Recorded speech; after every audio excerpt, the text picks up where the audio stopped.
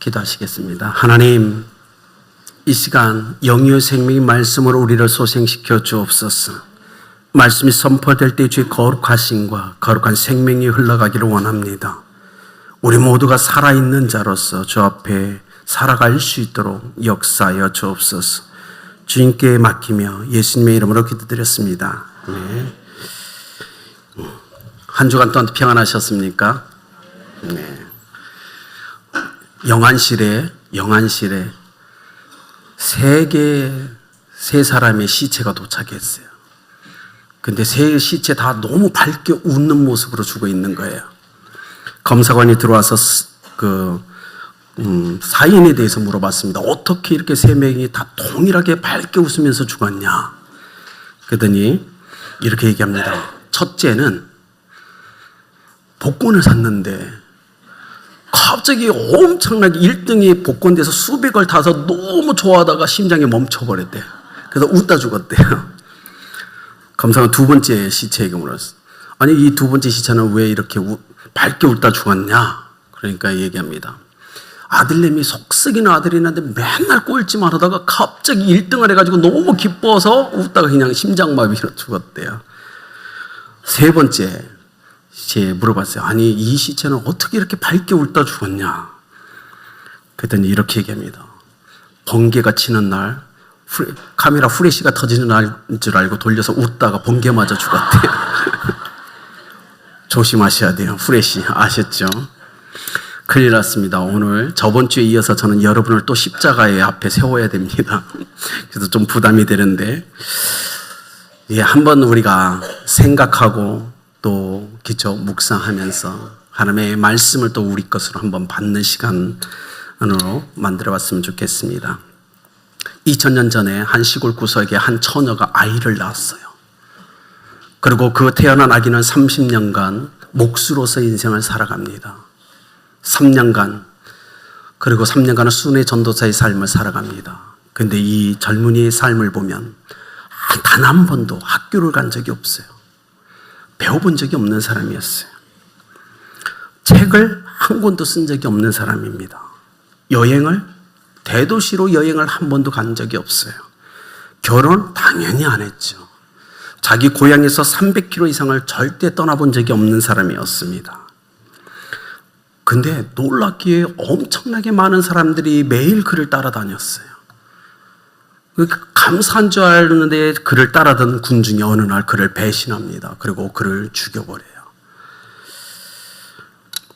법정에 섰을 때 그저 비난과 고통을 당합니다. 그리고 십자가에 못 박혔는데 마지막으로 걸치고 있던 옷 한 벌조차도 그들이 빼앗아 찢어버립니다. 아무것도 그 몸에 남은 게 없었어요. 죽은 후에도 어떻게 했죠? 장사될 때 돈이 없었기 때문에 다른 사람의 묘에 장사됩니다. 정말 불행한 사람이었어요. 인생을 악하진 않았지만 참 불행하게 인생을 산 정말 착한 사람이었어요. 근데 2000년이 지난 후에 그는 인류의 중심이 됩니다. 인류의 모든 시간의 전과 후의 가름길의 역할을 하고 있죠. 그리고 놀랍게 뒤돌아보면 이 땅에 존재하는 모든 노래와 책과 시와 그림의 대부분의 주제가 다 그분을 향하여 있습니다. 대학과 병원과 수많은 고아원과 학교와 다른 엄청나게 많은 기관들도 그분을 기념하면서 그분이 말씀한 걸 순종하기 위해서 이 땅에 세워졌습니다. 이 땅에 존재했던 수많은 사람들이 있었지만 그분만큼 인류 역사에 영향력을 끼쳤던 사람은 아직도 드물고 역사의 놀라운 변화를 가져왔던 유일한 한 분이셨습니다. 그런데 이렇게 선하게 산 우리 예수님을 과연 누가 왜 십자가에 못 박았나요? 오늘 우리는 이 말씀을 갖고 주 앞에 섰으면 좋겠습니다. 오늘 35절에 이렇게 이야기하죠. 그들이 예수를 십자가에 못 박았어요. 그죠? 십자가에 못 박았어요. 옆 사람 보고요. 질문 한번 해주세요. 당신이 못 박았어? 질문해 보세요. 당신이 못 박았지? 물어보세요. 자, 우리가 이 예수님의 십자가 사건을 세 가지로 우리가 분리해서 한번 볼게요. 역사적으로 누가 십자가를 못 박았나요? 역사적 정황을 통해서 우리가 좀 범죄자들을 가려내 봅시다. 우리가 알고 있듯 처음에 누구를 뽑아야죠? 유다를 좀 한번 뽑자고요. 유다가 예수님을 왜 못 박았죠? 탐심 때문에 그랬어요. 탐심. 돈에 대한, 재물에 대한 탐심 때문에 그는 예수님을 십자가에 못 박습니다. 그가 예수님을 팔아버려요. 배신하죠. 그걸 누구한테? 제사장과 그죠? 바리새인과 서기관들이. 그들은 또 예수님을 왜 못 박았나요? 시기, 질투였죠. 왜냐하면 너무 많은 사람들이 예수님을 좋아했고 그를 따르니까. 그 시기와 질투짐에 못 이겨서 예수님을 십자가에 다 못 박습니다. 그들이 그 다음에 누구에게 예수님을 넘기죠? 빌라도. 그죠? 그럼 빌라도는 왜 예수님을 십자가에 못 박았나요? 하나죠. 정치적인 성공 때문에 그랬어요. 그 예수님을 신문하면서 밀란일까 두려워서, 그죠? 담대 백성들에게 십자가로 예수님을 내줍니다. 근데 빌라도에게 예수님을 이어받았던 병사들은, 로마의 군인들은 왜 예수님을 십자가에 못 박았나요? 단순해요. 의무감이었어요. 그는 상사의 말을 듣는 의무 때문에 어쩔 수 없이 자기의 책임을 다해야 됐기 때문에 예수님을 십자가에 못 박습니다. 그럼 십자가의 밑에 있는 이스라엘 백성 군중들은 왜 예수님을 십자가에 못 박았죠? 왜냐면 처음에는 무지했고 두 번째는 실망했기 때문에 그래요. 정치적 메시아인 줄 알고 우리 인생의 모든 답을 다 해결해 줄 줄 알았는데 그분이 그렇지 않았어요. 무지함과 실망 때문에 예수님을 십자가에 못 박습니다. 여러분, 만약에 우리가 지금 이 시간 골고다 언덕에서 그 십자가 밑에 서 있다면 우리가 그들을 향하여 한번 이렇게 질문해 보면 어떨까요? 유다, 제사장들이요, 바리새인과 서기관들이요, 빌라도, 군병들, 이스라엘 백성이요, 당신들이 지금 무슨 짓을 하고 있는지 아십니까? 당신들이 지금 어떤 일을 행하고 있는지 아십니까? 라고 질문하면 그들은 뭐라고 대답할까요? 이렇게 대답하겠죠. 우리는 알고 있다고. 우리가 무엇을 하는지 우리는 분명하게 알고 있다고. 우리가 지금 십자가에 못 박은 그 사람이 누군지 우리는 알고 있다고 얘기했을 거예요. 그런데 여러분, 누가복음 23장 34절을 뭐라고 얘기하죠? 주님이 그들이 하는 일을 알지 못한다라고 얘기해요. 아니요, 그들은 얘기 아니에요. 우리는 알고 있어요. 우리는 예수라는 저 사람을 십자가에 못 박는 분명한 이유가 우리 각자에게 다 있습니다. 그리고 나의 이유는 정당한 거예요. 우리는 정당하게 우린 예수님을 못 박습니다. 근데 예수님은 거꾸로 얘기해요. 아니, 너희들은 몰라. 오늘 너희들이 십자가에 못 박는 내가 누군지 너희들은 몰라. 그리고 내가 왜 너희들이 못 박는데 순종하고 있는지 너희들은 몰라. 그렇죠. 몰랐죠. 그죠? 몰랐어요. 그들은 왜 예수님을 못 박는지 몰랐어요. 예수님이 누군지 몰랐어요. 그분이 왜 순진하게 그렇게 따라와서 십자가에 못 박는지 그들은 몰랐어요. 왜일까요? 하나님의 사랑 때문이었어요. 그죠? 그 사랑 때문에 예수님이 십자가에 못 박아요. 그런데 못 박고 있는 그 사람들은 하나님의 사랑을 몰랐어요. 그리고 그분이 메시아인지를 정말 몰랐어요. 그래서 사도행전 3장 17절에 이렇게 얘기합니다. 형제들아, 너희가 알지 못하여서 그리하였으며 너희 관원들도 그리하였다. 좀 더 가까이 갈까요? 고린도전서 2장 8절에 바울이 뭐라고 하고 있나요? 만약 그들이 알았다면 영광의 주를 십자가에 못 박지 않았을 거다. 몰랐어요. 그죠? 예수님도 선포했어요. 아니, 너희들은 몰라. 바울도 얘기했어요. 아니, 당신들은 몰라요. 베드로도 얘기하는 거예요. 아니, 당신들도 모르고 관원들도 몰랐어요. 그런데 어떡하죠? 아는 체예요. 아는 체하고 있어요. 오늘 우리가 인생을 살아갈 때 우리가 때로는 이렇게 아는 체하면서 죄를 범하는 게 너무 많이 있다고요. 모르는데 겸손해야 되는데 아는 체예요. 이것이 너무나 큰 죄악입니다. 그렇기 때문에 우리는 예수 그리스도 앞에 서야 돼요. 깨닫게 해달라고, 생각을 열어달라고, 하나님의 뜻을 보여달라고, 하나님 내가 스스로 아는 체 하는 그 함정에 빠지지 않게 해달라고. 오늘 정치적으로 이 역사적 상황 안에서 그들은 몰랐다고요. 스스로는 정당한 이유가 있었지만 하나님은 모른다고 계속 선포하고 있어요. 그들은 정말 몰랐습니다. 오늘 우리의 인생을 자세히 보십시오. 한국 땅의 선교지의 수많은 영혼들을 보세요. 예, 그들은 몰라요. 어떤 사람들은 유다와 같이 지금도 자신의 탐욕 때문에 예수님을 배반한 삶을 살아가고 예수님을 십자가에 못 박고 있습니다. 어떤 사람은 제사장과 바리새인과 서기관들처럼 시기와 질투심에 예수가 싫어서 그들을 못 박아요. 다종교의 지도자들이 그럴 수 있어요. 어떤 사람들은 빌라도 때문에 사회적 성공을 꿈꾸면서 예수님을 부인합니다. 그리고 예수님을 못 박아요. 안 그런가요? 어떤 군인들, 어떤 사람들은 뭔가요? 국가의 정책 때문에 선교사를 핍박하고 예수 그리스도를 욕하고 대적하고 그를 십자가에 못 박습니다. 전 세계 수많은 영혼들은 어떡할까요? 예수님을 몰라요. 무지하다고요. 무지하기 때문에 예수님을 영접하네요. 그리고 예수님을 공격합니다. 오늘 이 땅에 아직도 이 역사는 지속되고 있어요. 우리 삶 속에 우리가 좀 더 깊이 우리 옆 사람들을 바라보면 그들이 동일한 범죄를 지고 있다고요. 여러분 혹시 이 영화를 본 적이 있나요? 성혈과 성배라는 영화 본 적이 있습니까? 카메론 감독이 제작했죠. 영국 BBC 방송국의 3명의 기자가 10년간 예수님을 연구합니다. 그리고 책을 한 권 딱 써요. 성혈과 성배라는. 이 책을 갖고 영화를 만들었죠. 그리고 전 세계는 혼란에 빠집니다. 그 영화의 내용 때문에 그래요. 제가 참 간단하게 소개시켜드리면 이겁니다. 예수 그리스도는 순교하지 않았어요. 예수 그리스도는 프랑스로 망명을 합니다. 프랑스의 망명에서 프랑스에 가면 카르두라는 마을에 예수님의 무덤이 있대요.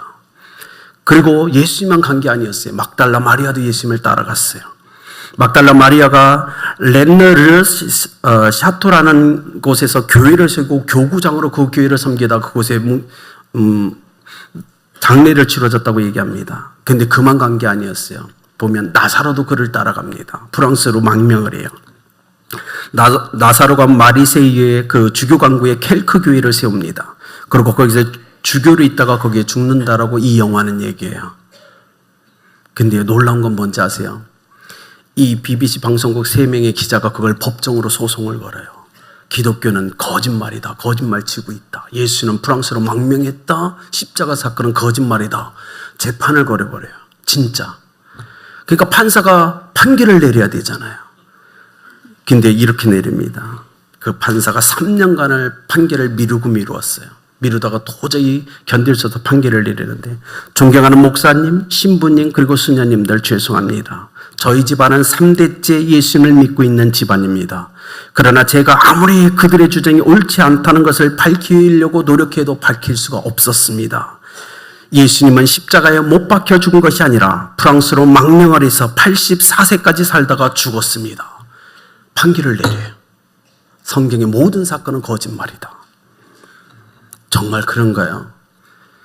여러분 마태복음 28장 11절 여러분 기억하십니까? 제사장과 장로들이 열린 무덤을 보고 경비원들을 어떡하나요? 돈을 주고 사죠. 거짓말을 그 입에 넣어줍니다. 제자들이 저녁에 훔쳐갔다라. 근데 28장 15절은 더 자세히 이렇게 얘기합니다. 이 말이 오늘날까지 유대인 가운데 두루 퍼지니라. 여기에서 전 세계 모든 거짓말이 일어나고 있어요. 오늘 이 성혈과 성배조차도. 그렇죠. 놀라운 건 이 영화가 방영된 다음에 어떤 일이 일어난지 아십니까? 영국의 80% 이상의 크리스찬들이 교회를 떠나요. 전부 회개로 돌아갑니다. 영국과 유럽의 교회들 어마어마한 교회가 문을 닫아요. 여러분. 그리고요. 영국에서는 이렇게 얘기합니다. 판결문의 공개 및 해외 유출을 금지시키고 언론 보도를 통제해버립니다. 여러분 우리가 그걸 하나 보면 알죠. 지금 이 시간에도 어마어마하게 많은 죄악들이 예수 그리스도 안에서 그리스도 밖에서 일어나고 있어요. 너무 많은 미혹의 영들이 어떻게 하면 그들을 미혹해서 수단과 방법을 가리지 않고 예수 그리스도의 십자가의 사건을 없애려고 노력하고 있어요. 그러나 우리는 기억해야 돼요. 예수 그리스도는 십자가에 못 박혀 죽으셨습니다. 예, 그 공모자들이 성경이 얘기했던 역사적 정황들을 얘기해요. 유다는 탐심 때문에 예수님을 못 박았어요. 제사장과 종교 지도자들은요, 시기와 질투 때문에 예수님을 십자가에 못 박았어요. 그리고 빌라도는 정치적 성공 때문에 예수님을 못 박습니다. 군인들은 어쩔 수 없는 그들의 그 소속감, 사명감 때문에 예수님을 못 받고 일반 백성들은 무지해서 실망해서 예수님을 못 박아요. 여러분, 그 일이 지금도 진행되고 있다는 걸 아십니까? 저는 중국 선교사였어요. 중국에서 대학생들에게 복음을 전하고 그들에게 예수 그리스도를 영접하는 영접 시간에 물어봐요. 예수 그리스도가 필요하지 않냐? 그들이 이렇게 얘기해요. 아니요, 영접 못해요. 아니, 왜? 아니요, 국영집체에 들어가기 위해서는 공산당 선서를 해야 되기 때문에 예수님을 영접 못해요. 사회적 성공 때문에 아직도 이 땅에는 예수님을 부인하는 사람이 존재한다는 거예요. 너무나 많이. 좀 더 가까이 가져올까요? 우리의 삶에 너무나 많은 사람들 잘 보십시오. 어떤 사람들은 그거 아닌가요? 사회적 성공 때문에 예수님 버리죠. 은근히 죄와 타협을 하죠. 아닌가요? 여러분 조용히 보십시오. 교회를 떠나는 많은 사람들 어떤가요? 예, 시기와 질투가 있어서 떠난 사람도 많아요. 아닌가요? 아닌가요? 교회에서 인정받고 싶은데 목사님이 인정해주지 않아서 떠난 사람 있지 않나요? 우리가 자세히 보자고요. 이 사람들의 모든 죄악이 우리 몸에 있다고요. 아닐까요? 오늘도 십자가 사건은 지속되고 있어요. 멈춰지지 않았어요. 물론 역사적으로 그 사건은 이례적 사건이고 완벽한 단 한 번의 사건이었어요. 그러고 뒤돌아보면 아직도 그 죄악에 참여하는 너무나 많은 사람들이 이 땅에 존재하고 있습니다. 그렇다면 그걸 다시 우리의 삶으로 갖고 와서 해석해 볼까요? 개인적으로 봅시다. 누가 예수님의 십자가에 못 박았나요? 예, 이곳에 있는 여러분이에요. 아닌가요, 여러분? 이 땅에 존재하는 모든 사람들의 죄 때문에 예수님이 십자가에 못 박았어요. 아니, 여기 있는 우리가요, 우리의 죄를 가지고 예수님을 십자가로 끌고 갔다고요. 그리고 우리의 죄 때문에 예수님을 십자가에 못 박았다고요. 그렇기 때문에 인정해야 됩니다. 유다만 죄인이 아니었어요.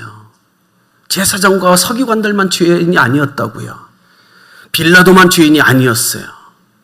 군사들만, 이스라엘 백성만 죄인이 아니라 여기에 앉아있는 우리도 그들과 똑같은 죄인이었다고요. 그런데 우리는 성경을 보면서 유다를 질책해요. 저런 나쁜 놈. 아닌가요? 우리는 성경을 볼 때마다 제사장과 바리새인, 서기관들 우리는 손가락질하지 않나요? 우리가 그런 삶을 살지 않나요? 우리가 사도신경 할 때마다 빌라도를 우리가 곱씹지 않나요?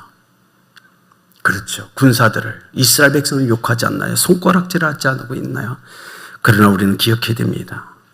여기 있는 우리도 동일한 그 죄인이라는 사실을. 그렇기 때문에 성경은 우리에게 얘기해요. 겸손하라. 판단하지 말라. 너희들에게 판단할 권세를 준 적이 없다라고 얘기하는 거예요. 아직도 죄인이 아니라고 생각하시는 분, 로마서 1장 29절에서 31절에 보면 굉장히 많은 죄에 대한 그 명목들이 나옵니다. 보면요. 불의, 추악, 탐욕, 악의, 시기, 살인, 분쟁, 사기, 악독, 수군수군하는 것, 비방, 능욕, 교만, 자랑, 악을 도모하는 것, 우매, 배약, 무정, 무자비.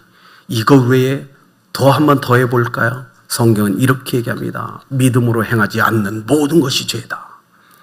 그렇다면 오늘 날마다 삶 속에서 우리는 끊임없이 죄를 짓고 있는 사람이라는 사실이에요. 여러분, 날마다 하는 모든 일에 믿음으로 하고 있나요? 여러분, 다른 사람을 만날 때 믿음으로 만나세요? 여러분이 말로 어떤 표현할 때 믿음으로 표현하십니까? 아니요. 오늘 우리는 우리 삶 속에서 아직도 믿음으로 행하지 않는 너무나 많은 죄를 짓고 있다고요. 오늘 우리는 아직도 예수님의 십자가에 못 박고 있어요. 사회적으로 가볼까요? 선을 알고 행하지 않는 모든 것이 죄다. 성경은 그렇게 얘기해요. 여러분, 모든 선을 다 행하고 계십니까? 성경은요, 굉장히 공평해요. 이 인류에 존재하는 모든 사람을 하나님 앞에 공평하게 세워요. 뭐로요? 죄인으로요. 이 땅에 있는 모든 사람은 하나님 앞에 굉장히 공평해요. 왜냐하면 모든 사람이 하나님 앞에 죄인이거든요. 거기엔 잘난 사람, 못난 사람이 없어요. 모두가 평등해요. 다 죄인이에요. 성경이 그렇게 시작합니다. 요한일서 1장 8절 이렇게 얘기하죠. 만일 우리가 죄 없다 하면 스스로 속이고 또 진리가 우리 속에 있지 아니할 것이다. 여러분이 나는 죄인이 아니야 라고 선포할 때 그 속엔 진리가 없다라고 선포합니다. 맞아요. 여러분 나가보세요. 밖에 나가서 우리가 당신 죄인입니다 라고 할 때 그들은 부인해요. 아니, 난 죄인은 아니야. 왜냐하면 진리가 없거든요. 진리가 있는 자만이 하나님 앞에 죄인이라고 고백해요. 저는 선교제에서 그걸 너무 많이 경험했어요. 너 죄인이야? 아니요. 내가 왜 죄인이에요? 죄인은 다 감옥에 있어요. 그들은 죄인이라고 절대 자기가 고백하지 않아요. 오직 진리가 그 속에 있는 사람만이 하나님 앞에 죄인임을 고백합니다. 그렇기 때문에 오늘 여러분은 이 자리에 나와 있는 거예요. 우리 속에 진리가 있다면 우리는 우리의 죄를 정확하게 하나님 앞에 고백해야 된다는 겁니다. 좀 더 쉽게 설명을 해드릴게요. 여기에 유다와 베드로가 있어요. 유다와 베드로. 누가 더 큰 죄인이죠? 유다와 베드로. 유다는 예수님을 어떻게 팔았어요. 베드로는 어떻게 했죠? 예수님을 부인했어요. 뭐가 달라요, 대체? 누가 더 나은 사람이에요? 아마 여러분 중에 어떤 분이 이럴 거예요. 목사님, 유다는 돈 받았으니까 나쁜 놈이죠. 그런가요? 돈 받았으니까 좀 더 나쁜 놈? 그러나 이렇게 우리가 질문하죠. 그러나 만약에 유다가 예수 그리스도 그 앞에 나가서 주님 죄송해요. 제가 당신을 팔았어요. 회개했다면, 자기가 죄인임을 인정했다면 여러분 어떻게 생각하세요? 예수님이 용서해 주셨을까요? 저는 믿어요. 용서해 주셨을 거예요. 왜냐하면 하나님은 아시거든요. 우리가 너무나 연약한 존재라는 걸. 흙으로 지음받았다는 그 사실을 하나님 알고 계세요. 하나님의 사랑은 하나님의 공의를 뛰어넘습니다. 성경에서 끊임없이 구약부터 얘기는 하나님은 죄인이 그 죄 가운데 죽는 걸 원하지 않는다고 성경은 계속 선포하고 있어요. 유다가 그 하나님의 사랑을 신뢰했더라면, 그리고 그 앞에 엎드려 기도했더라면, 회개했더라면 하나님은 용서해 줬을 거예요. 왜냐하면 우리가 짓는 어떤 죄도 용서받지 못할 죄가 없어요. 성령을 회방하는, 예수 그리스도를 영접하지 않는 그 죄 빼고는 다 용서받을 수 있어요. 여러분 성경이 우리에게 그걸 얘기합니다. 놀라운 건 유다는 회개하지 않았어요. 뉘우쳤죠. 후회했어요. 그죠? 그러나 회개하지 않았어요. 뉘우침과 후회는 회개가 아닙니다. 오늘 우리가 인생을 살 때 많은 분들이 뉘우쳐요. 죄를 짓고 후회해요. 아니요. 그러나 그건 회개가 아니에요. 우리가 자꾸 속고 있어요. 회개는 열매가 나타나야 돼요. 성경이 그걸 얘기하는 거예요. 열매를 보이라는 거예요. 네가 회개했던 그 열매를 하나님 앞에 보여 증명해내라고 얘기합니다.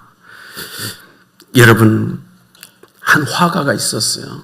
이 사람의 꿈은 단 하나 있어요. 세계에서 가장 유명한 그림 한 점을 그리는 거였어요. 고민했어요. 어떤 그림을 그릴까? 그러다가 드디어 생각났어요. 십자가에 예수님을 한번 그리자. 그런 크리스찬이었거든요. 붓을 두고 그림을 그리기 시작합니다. 그림이 반 정도 완성됐어요. 머리를 씻길 겸 거리로 뛰쳐나가서 공기를 씻고 걷는데 너무나 아름다운 젊은 처자가 길을 걸어가고 있어요. 그래서 이 화가가 달려가 그 젊은 그 여자를 붙들고 이렇게 얘기합니다. 너무 아름다운데 내가 그림을 그리고 싶은데 모델이 되어줄 수 있습니까? 그러자 그 여자가 그래요, 제가 모델이 되어드릴게요. 화실로 돌아옵니다. 화실에서 그 여자를 이제 그리려고 하는데 여자가 잘 보니까 화실에 그리다만 그림이 있는 거예요. 근데 너무 비참하게 죽어가는 사람이 그림인 거예요. 이 여자가 이렇게 질문하는 거예요. 선생님, 저 그림 속에 저 사람은 죄가 너무나 많았던 사람인 것 같아요. 그렇지 않고 어떻게 저렇게 비참하게 죽어가고 있지요? 그때 화가가 이렇게 얘기합니다. 아닙니다. 그분은 죄가 없으십니다. 그분은 예수 그리스도예요. 인류의 죄 때문에 이 땅에 오셔서 십자가에 못 박혀 죽으셨습니다. 근데 이 모델을 하고 있는 집시 여자는 예수님을 몰랐어요. 이 여자가 가만히 있다가 갑자기 화가에게 이렇게 얘기합니다. 그러면 선생님, 저분이 선생님을 위해서도 죽으셨겠네요 라고 해요. 근데 그림을 그리던 그 화가의 붓이 멈춰섭니다. 그러면 저분이 당신의 죄를 위해서도 죽으셨겠네요. 이 말이 그 영혼에 와서 박힙니다. 인류의 죄를 위해서 돌아가셨다고 자기는 항상 생각하고 있었어요. 자기를 위해 죽었다는 이 깊은 하나님의 임재 가운데 들어가지 못했던 상황이었어요. 그런데 예수를 믿지 않는 집시 여자의 그 한마디의 질문이 그의 생명에 꽂혀버립니다. 그렇다면 당신을 위해서도. 이 화가가 붓을 놓고 여자를 내보내요. 그리고 그리다만 그 그림 앞에 무릎을 꿇고 울면서 회개합니다. 예수님, 나를 위해 죽었는데, 나를 위해서 당신이 죽었는데 예수님 용서해 주세요. 그리고 예전에는 명화한 불을 만들려고 그려내려고 그림을 그렸다면 이젠 주 앞에 회개하는 마음으로 한 붓 한 붓을 그으면서 예수 그리스도에 대한 신앙 고백을 하면서 그리기 시작했어요. 시간이 지나서 그 그림이 완성됐어요. 드디어. 그런데 그 화가가 그 그림을 화실에 딱 또 세워놓습니다. 며칠이 지난 후에 한 남자가 그 화실에 들어왔어요. 그리고 그 화랑을 구경하다 그 그림을 발견했습니다. 근데 이 사람이 멈추지 않고 그 그림을 뚜려지게 쳐다보고 있는 거예요. 그림을 보니까 그 그림 밑에 글귀가 새겨져 있는데 그 글귀가 이렇게 새겨져 있어서 나는 너를 위해 내 몸을 버리지만 너는 나를 위해 무엇을 하느냐. 그 처절한 그림 밑에 글귀 나는 너를 위해서 내 몸을 버리지만 이렇게 십자가에 못 박혀 있는데 너는 나를 위해 무엇을 하느냐. 이 한 문장의 글이 그 그림을 보고 있는 그 청년의 가슴속에 와서 박혀버립니다. 하나님의 음성으로 들렸어요. 나는 너 때문에 이렇게 내 몸을 버려 십자가에 못 박혀 있는데 너는 대체 나를 위해 무엇을 하고 있느냐. 그가 그곳에 꿇어 앉아서 울며 회개하기 시작합니다. 그리고 그가 고향으로 돌아가요. 고향으로 들어가서 그가 모라비안 공동체라는 위대한 공동체를 세웁니다. 모라비안 공동체의 유일한 목표는 하나였어요. 예수 그리스도께 충성하는 공동체. 딱 하나였어요. 그리고 평생을 그 공동체에 헌신하는데 제가 몇 번 말씀드렸지만 기독교 역사의 위대한 발자취를 남깁니다. 12명의 성도 중에 12명의 성도가 한 명의 선교사를 파송하는 놀라운 역사를 감당해요. 우리 교회가 1000명이 넘는데, 그죠? 몇 명이나 보내고 있죠? 12명이 한 명이라면 우리는 지금 엄청나게 보내야 되는데, 이 공동체에 돈도 없는 사람이 12명 다 한 명의 선교사를 보냅니다. 그런데 이들의 선교는 역사는 짧아서 20년밖에 안 했어요. 그런데 20년의 그들의 선교 사역은요, 지금 전 세계 모든 교회가 하는 선교 사역보다 더 위대한 흔적을 남겨버려요. 100년 동안 24시간 기도를 한 번도 끊어본 적이 없는 모라비안 공동체. 하나입니다. 예수 그리스도 십자가 앞에 자신이 죄인인 걸 깨닫던 그 한 사람의 회개가 기독교 역사의 위대한 휙을 그어버립니다. 오늘 하나님은 오늘 우리에게 회개하는 그 한 사람을 찾으세요. 인류를 위해 죽었다는 그 고백이 아니라 나를 위해 죽었다는 예수 그리스도 앞에 그 회개 고백을 할 수 있는 그 한 사람을 통해 하나님은 역사하시고 계시다는 겁니다. 그렇기 때문에 오늘 우리는 예수 그리스도 앞에 고백해야 돼요. 하나님, 제가 당신을 십자가에 못 박혔습니다. 예수님, 제가 당신을 십자가에 못 박았어요. 제가 이 말씀을 준비하면서 저 자신을 한번 뒤돌아봤어요. 그럼 나는 어떤가? 결론은 하나였어요. 저는 정말 철저한 죄인이더라고요. 십자가 앞에 서니까. 저는 말의 실수가 굉장히 많은 사람이에요. 말보다 행동보다 말이 먼저 나가요. 말의 실수가 너무 많아요. 말의 실수 때문에 굉장히 많은 사람들을 지금 걸어오면서 상처를 줬어요. 그들을 좌절하게도 했어요. 수많은 사람들을 판단했어요. 험담도 했습니다. 세밀하지 못한 성격 때문에 굉장히 많은 착오도 거쳤어요. 중국에서 아마 저 때문에 많은 중국 형제자매들이 상처받았을 거예요. 감성을 다스리지 못해 분내고 화냈던 적도 있습니다. 리더로 세워졌는데 리더답지 않게 삶을 살았던 적도 많았어요. 너무 많은 죄를 졌어요.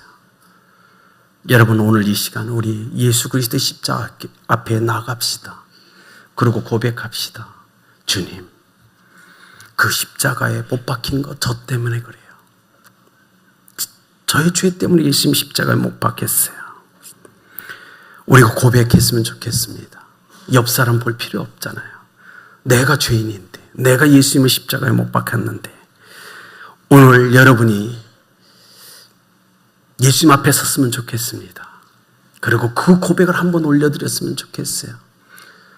그냥 매일 했던 그 기도가 아니라 우리 영혼을 담아서, 우리의 생명을 담아서 한번 고백했으면 좋겠어요. 예수님, 제가 정말 예수님의 십자가에 못 박았습니다. 마지막으로 한번 볼까요? 성경적으로 한번 돌아가서 봅시다. 누가 예수님을 못 박았나요? 성경적으로 돌아오면 예수님이 스스로가 십자가에 자신을 못 박았어요. 그죠? 왜요? 왜냐면 아버지의 마음을 알았거든요. 오늘 아버지 곁에 있다는 그 탕자를 바라보며 안타까우시고 잠 못 주무시고 식사를 못하는 그 아버지의 안타까움을 예수님이 느끼셨거든요. 그래서 동생들을 찾아온 예수님, 탕자를 찾아 떠난 예수님. 그래서 성경 전체를 한번 보십시오. 신약 성경이 너무너무 많은 부분에 뭐라고 기록했나요? 예수님을 장자라고 기록했어요. 예수님을 장자라고 기록하고 있다고요. 그 동생을 떠난 장자의 모습이 성경에 기록되어 있다고요. 예수님은 우리 때문에, 이 땅에 잃어버린 영혼들 때문에 주님이 스스로를 그 십자가를 선택했습니다. 마가복음 10장 45절은 그래서 이렇게 얘기하죠. 인자의 온 것은 섬김을 받으려 함이 아니라 도리어 섬기려 하고 자기 목숨을 많은 사람들의 대속물로 주려 함이라. 예수님이 선택한 길이었어요. 그러나 우리와 달라요. 그죠? 유다와 달라요.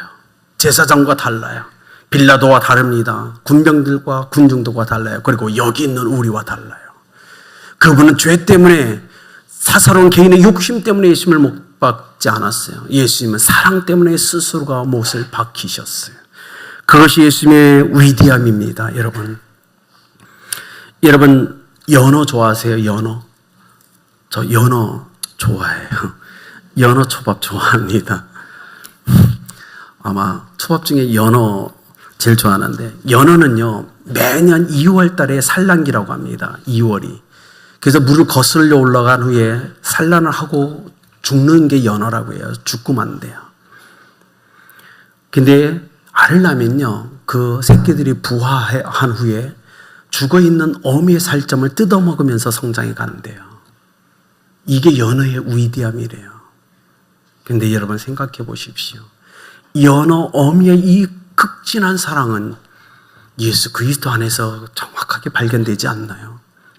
요한복음 6장 53절은 이렇게 얘기합니다. 예수께서 이르시되 내가 진실로 진실로 너희에게 이르노니 인자의 살을 먹지 아니하고 인자의 살을 피를 마시지 아니하면 너희 속에 생명이 없느니라. 인자의 살을 먹고 인자의 피를 마시지 않으면, 여기 있는 우리는 영적으로 인자의 살과 피를 먹고 마시며 성장한 사람들이라는 뜻이에요. 아닌가요? 그것이 예수님의 사랑이었어요. 예수님의 십자가는 철저하게 사랑이세요. 우리가 완전히 다르죠. 마태복음 26장 26절에서 28절 말씀 동일하게 얘기하고 있어요. 그죠? 인제 살과 피를 마시면서 우리는 그분을 기념하라고 얘기합니다. 여러분, 믿음으로 살아간다는 건 바로 그 뜻이에요. 예수 그리스도 때문에 살아간다는 뜻입니다. 살과 피를 먹고 성장하는 우리, 예수님은 이렇게 우리를 사랑하셨습니다. 그래서 요한복음 13장 1절은 이렇게 기록하죠. 세상에 있는 자기 사람들을 사랑하시되 어떻게? 끝까지 사랑하셨다라고 얘기해요. 끝까지. 그 끝까지라는 것. 어떻게 해요? 자기 몸을 완전히 십자가에 못 박았을 뿐만 아니라 영적으로 그 살과 피를 우리 가운데 먹여주시는 그것이 끝까지라는 겁니다. 여러분, 우리 기억하셔야 돼요. 여러분 그 사랑 받으셨습니까? 그렇다면 오늘 이 시간 결단하셔야 돼요. 요한복음 3장 16절 하나님이 세상을 이처럼 사랑하사. 요한복음 3장 16절의 축복을 받았다면 이제 우리는 요한복음 3장 16절의 삶을 살아내야 된다는 겁니다. 예수님의 그 사랑을 받았다면, 요한복음 3장 16절의 축복이 오늘 나에게 왔다면, 이제 우리의 삶 속에서 우리는 요한복음 3장 16절의 삶을 살아내야 돼요. 오늘 주님이 그걸 우리에게 얘기하고 있는 거예요. 살아내십시오, 여러분. 그 사랑의 삶을 살아내셔야 돼요. 주님이 그것 때문에 죽으셨어요. 죄인이 구원하셨을 뿐이라 죄인된 우리를 향하여 이제는 너희가 내가 행했던 그 삶을 살아내라고 얘기하십니다. 여러분, 요한 1서 3장 16절 이렇게 얘기하죠. 그가 우리를 위하여 목숨을 버리셨으니, 우리가 이로써 사랑을 알고 우리도 형제를 위하여 목숨을 버리는 것이 마땅하니라. 이젠 그 사랑을 받았으니 우리가 형제를 위하여 목숨을 버리는 것이 어떻다? 마땅하다라고 얘기해요. 요한복음 3장 16절의 축복을 받으셨다면 그 삶을 살아내시길 바랍니다. 이젠 그 삶을 여러분이 살아내셔야 돼요. 전도는, 우리에게 하는 전도는 바로 이 삶이에요. 전도는 자기 목숨을 내어주는 삶이에요. 결코 쉽지 않아요. 여러분, 우리가 알듯이 예수님의 십자가는 예수님 사랑 때문에 본인이 선택한 길이었어요. 그러나 우리가 이렇게 생각할 수 있죠. 예수님의 십자가에서 단순히 죽은 게 아니고 우리의 죄의 대가를 지불하셨죠. 그죠? 그런데 죄의 대가를 누구에게 지불하셨죠? 죄의 대가를 대체 우리는 알고 있잖아요. 우리를 위해 죽으셨다는 거 알고 있잖아요. 율법을 완성시키기 위해 죽으셨다는 거 알고 있잖아요.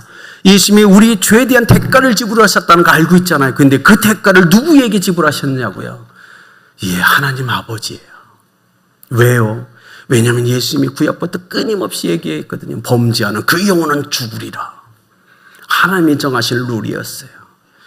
그 하나님이 정하실 룰 때문에 인류는 멸망받아야 되는데, 그 유일한 해결책, 예수님은 하나님을 거짓말장으로 만들 수가 없었어요.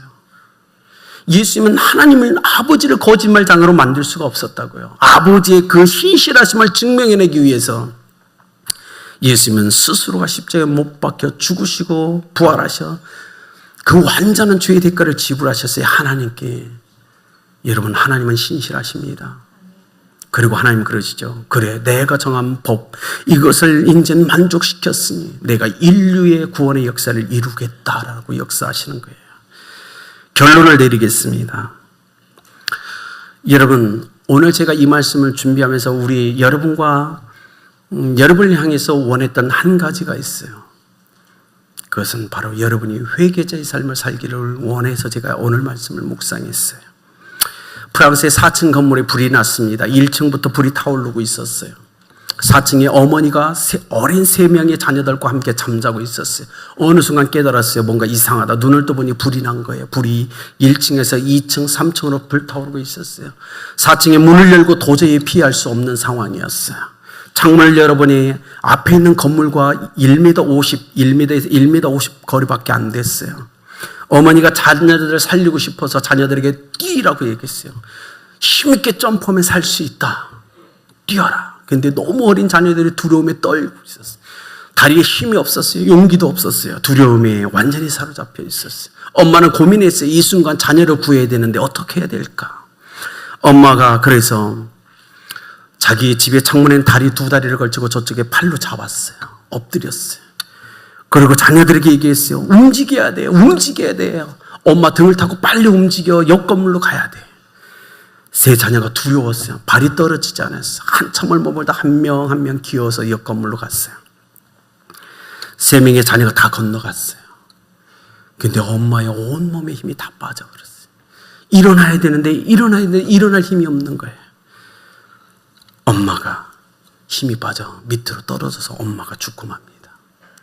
엄마의 희생이 3명의 자녀를 살려내요. 우리 예수님이 그런 삶을 살지 않으셨나요? 아닐까요? 우리를 구원하기 위해 십자가의 다리를 만드셨어요. 우리 보고 건너가라고. 나를 밟고 건너가라고. 그래야 너희들이 살 수 있다고 얘기할 수 있잖아요. 요한복음 14장 6절 내가 곧 길이요 진리요 생명이니 나로 말미암지 않고는 아버지께로 올 자가 없다고 선포하고 계세요. 예, 예수님밖에 없어요. 여러분 혹시 오늘 유다처럼 여러분 속에 일어나는 탐심 때문에 신앙생활을 제대로 하고 있지 않으십니까? 제사장들처럼 교회에 와서 시기와 질투가 일어나서 예수님을 배반하지는 않습니까? 빌라도처럼 사회적 성공 때문에 은근히 죄와 타협하면서 예수님을 십자가에 못 박는 삶을 살고 있지는 않으십니까? 병사들처럼 어떤 데 내가 소속되어 있는데 거기서 예수님을 드러내지 못하고 그렇기 때문에 오늘 살아가고 있지는 않습니까? 이스라엘 백성처럼 무지해서 아직도 그 사랑을 깨닫지 못해서 아직도 예수 그리스도의 십자가의 그 은혜를 깨닫지 못해서 예수님을 십자가에 못 박는 삶을 살아가고 있지는 않으십니까? 오늘 우리 십자가 앞에 나가서 회개합시다. 오늘 우리가 회개합시다. 회개자의 삶을 살아내자고요. 오늘 회개해도 우린 또 넘어질 거예요. 그렇죠? 육체를 갖고 있기 때문에 그래요. 또 넘어질 거예요. 또 속을 거예요. 또 좌절할 겁니다. 또 예수님께 실망을 안겨드릴 거예요. 그러나 괜찮아요. 오늘 이 주간만은 우리가 회개자의 삶을 살아내자고요. 최소 오늘만큼 아니면 일주일만큼만 회개자의 삶을 살아내자고요. 그 다음에 쓰러지고 또 좌절하고 또 예수님께 범죄하면 또 회개자의 자리에 나가자고요. 그러면 되지 않나요? 예수님이 뭐라고 하셨어요? 제자 베드로에게 70번씩 7번이라도 용서하라. 그런 예수님이 용서해 주지 않을까요? 아니요. 용서해 줄 거예요. 저는 그걸 믿어요. 고의적으로 70번의 죄를 지는 사람이 이 땅에 없어요. 하루에. 그죠? 그러나 예수님의 선포는 그거잖아요. 모든 죄를 내가 용서하겠다고 얘기하고 있잖아요. 그렇다면 오늘 이후에 또 쓰러지고 또 좌절하고 또 예수님의 십자가에 못 박는 한이 있더라도 최소한 오늘 이 자리에 이 시간만 우리가 회개자의 모습으로 서자고요. 그리고 한 주간 한번 살아보자고요. 그렇다면 우리 신앙은 멋질 거예요. 그리고 다음에 시간 지나서 또 연약해졌을 때 또 서세요. 예수님은 이미 준비하고 있어요. 우리를 품어주려고. 우리의 예수 그리스도의 십자가의 그 은혜를 부어주려고 예수님은 기다리고 계세요. 이사야서 53장 5절 그가 찔림은 우리의 허물을 인하며 그가 상함은 우리의 죄악을 인함이라. 오늘 먼저 서십시오. 우리의 죄를 버려야 됩니다. 죄를 끊어야 돼요. 주님보다 세상을 사랑하면 절대 안 됩니다. 주님 슬퍼하세요. 내 말씀보다 내 생각 앞세우지 마세요. 주님이 얼마나 고통스러워진지 아세요. 이제는 주님 앞에 회개자로 섭시다. 다음에 또 넘어질 거예요. 그죠? 실수할 거예요. 좌절할 거고 옆 사람에게 상처 줄 겁니다. 괜찮아요. 그러나 오늘만큼 이 순간만큼은 우리가 십자가 앞에 섭시다. 회개자로 서자고요. 그리고 회개하자고요. 예, 주님, 내가 못 박았어요. 내 죄 때문에 당신이 못 박혔습니다. 이후에 회개자의 삶을 살아내겠습니다. 그리고 또 일주 후에 넘어지면 또 서세요. 주님은 끝까지 이 땅에 오실 때까지 끊임없이 우리를 용서하실 겁니다. 여러분의 그 놀라운 은혜 가운데 인생을 살아보는 여러분 되시기를 축복합니다. 기도하겠습니다. 아버지 하나님 감사합니다. 하나님 유다가 아닙니다. 제사장이 아니에요. 바리새인이 아닙니다. 빌라도가 아니에요. 군병들이 아니었고 이스라엘 백성이 아니에요. 저 때문에 예수님이 십자가에 못 박히셨어요. 저 죄 때문에 예수님이 십자가에 못 박히셨어요. 하나님 이 예배에 참석한 아름다운 게 모든 지체가 오늘 회개자의 삶을 살아낼 수 있도록 축복하여 주옵소서. 담대하게 십자가 앞에 나가서 주님 내가 죄인이라고 고백할 수 있도록 역사하여 주옵소서. 하나님 다음에 또 우리는 이걸 잃어버리고 쓰러지고 넘어지며 죄짓고 주님의 마음을 아프게 할 거예요. 그러나 그때 또 설 겁니다. 또 회개자의 삶을 살아내려고 몸부림칠 거예요. 그때도 하나님 저희들을 만나 주옵소서. 아름다운 길을 그렇게 거룩하게 세우실 주님을 찬양하며 예수 그리스도의 이름으로 기도드렸습니다.